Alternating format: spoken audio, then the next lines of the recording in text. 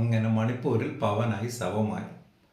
ദീർഘനാൾ കാല് പിടിച്ച് കരഞ്ഞ് നിലവിളിച്ച് ഇഴുകി മാന്തി പിടിച്ച് കിടന്നിരുന്ന ബിരേൻ സിംഗ് ഒടുവിൽ നാണം കെട്ട് രാജിവെക്കേണ്ട ഗതികേടിലേക്കെത്തി. രാജി ആവശ്യപ്പെട്ടത് അമിത്ഷാ തന്നെയാണ്. നേരിട്ട് ഡൽഹിക്ക് വിളിച്ച് ആവശ്യപ്പെടുകയാണ് ചെയ്തത്. കുംഭമേളയ്ക്ക് പോവുകയാണെന്ന് പറഞ്ഞിട്ടാണ് ബിരേൻ സിംഗ് അവിടെ നിന്ന് ഡൽഹിയിലേക്ക് എത്തുന്നത്. മണിപ്പൂരിലെ ജനങ്ങൾക്ക് വേണ്ടി പ്രാർത്ഥിക്കുന്നതിനാണ് വിശാല ഹൃദയനായ ബിരേൻ സിംഗ് ഡൽഹിയിലെത്തിയതെന്ന്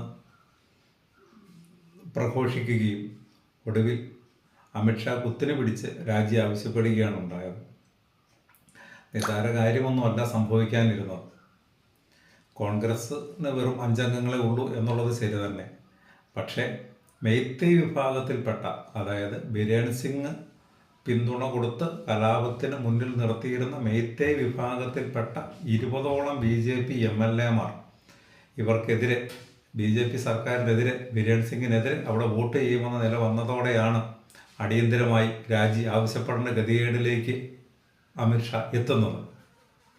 ഇല്ലാത്ത പക്ഷം ഡൽഹിയുടെ പ്രഭാവം തീരുന്നതിന് മുമ്പേ മണിപ്പൂർ അവിടെ നിലംപൊത്തിയാണ്. രസകരമായ കാര്യം, ഈ രാജി ആവശ്യപ്പെട്ടിരിക്കുന്ന ധാർമ്മികമായ പേരിലൊന്നുമല്ല. ഒരു ഭരണപരാജയം മറയ്ക്കാനോ അല്ലെങ്കിൽ മണിപ്പൂർ പ്രശ്നം പരിഹരിക്കാതെ ഇരുന്നതിൻ്റെ പേരിലോ ഒന്നുമല്ല.